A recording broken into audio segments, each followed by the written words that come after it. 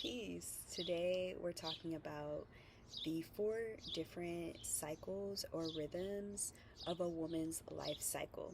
So, just like we have four seasons, right? We have our spring, we have our summer, we have our autumn and winter. We also have four seasons in a woman's life cycle. Now, these are part of the feminine mysteries or mysticism, but it has been told to me that this no longer needs to be a secret. It is something that we as women, when we get to understand these rhythms and cycles within ourselves, just like we understand them outside of ourselves, it's going to create greater cohesion, harmony, and balance inside of us, on the planet, within our systems of connection and relationships in our life, including our families.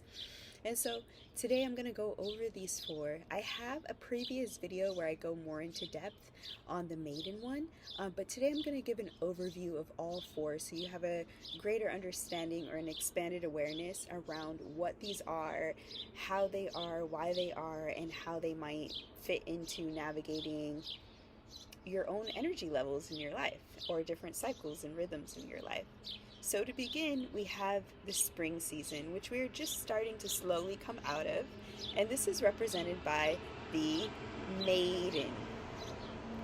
So the maiden is usually indicated between the ages of 0 to 25, although I must say, as a preface to or caveat to what I'll be talking about this evening, is that all of them move together simultaneously, and they're not mutually exclusive. But for the purposes and sake of what I'm explaining today, I'll be talking about them in that way. All right, so when you come into this life as a feminine embodied being with a womb, a uterus, you are going to most likely move through these different phases in your life. Right? So 0 to 25 is known as maiden, and it's represented by the spring season. So just as spring is starting to bloom, you too, as a maiden, are beginning to bloom into your breast, to bloom into your womb and your ovaries. It's at this time in our life where we start our menstruation, which is a huge rite of passage.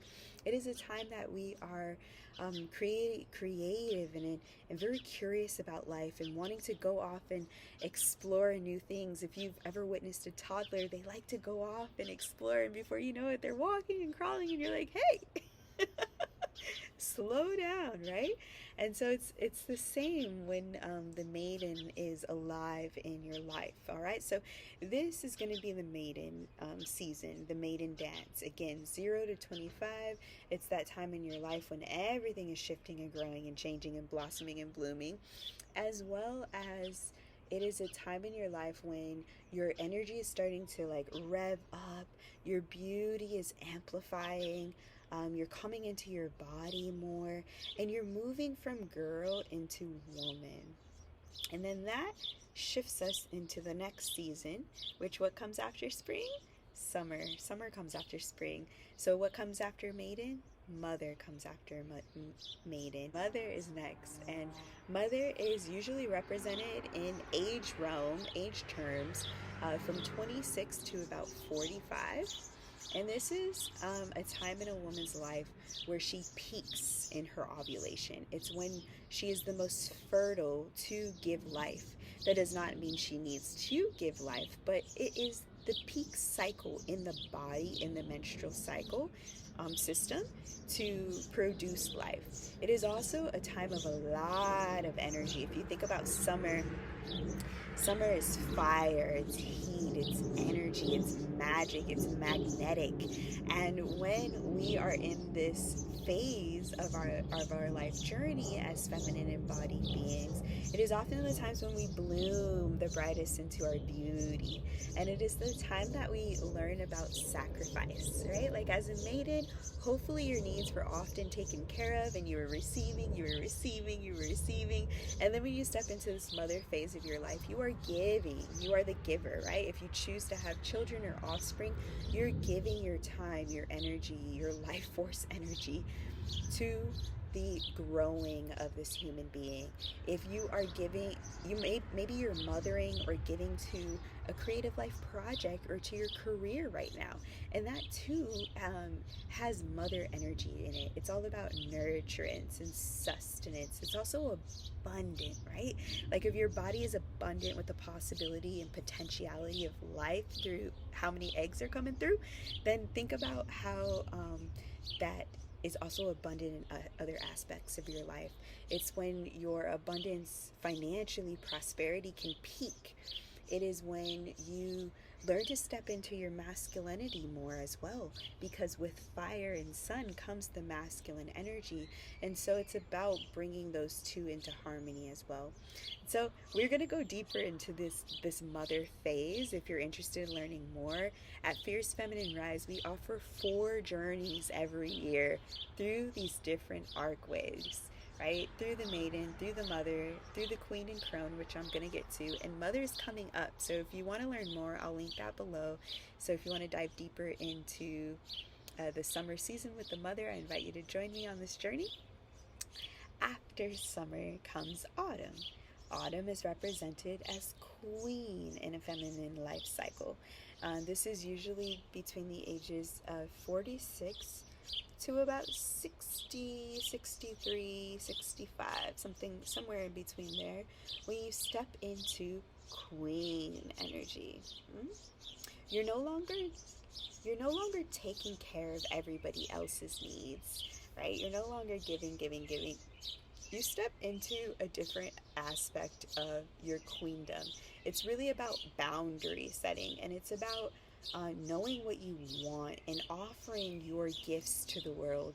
You offered your gifts to your family, right? If you chose to embody motherhood in this time, when you are nurturing life and seeing a family through, you are giving to that family system, to that micro aspect of life.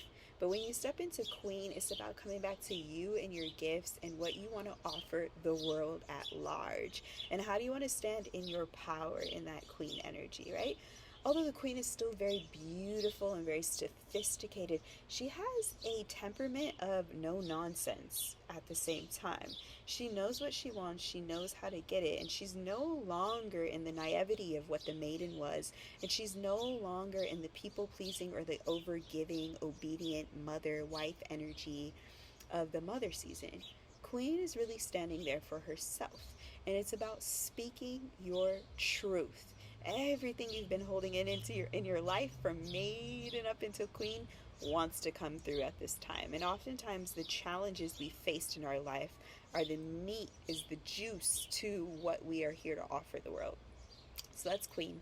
And then last but definitely not least is winter, which is interesting. I feel like winter is often a season a lot of people do not always look forward to, because there's less sun, it's way colder outside, maybe you're inside more often, and winter wants to bring stillness of the grandmother, right? Or the crone energy. So this is crone in a woman's life cycle, and this is represented between the ages of like 63 onward, or 65 and onward. It is the final part of a woman's life cycle that can extend, beyond that, obviously, as far.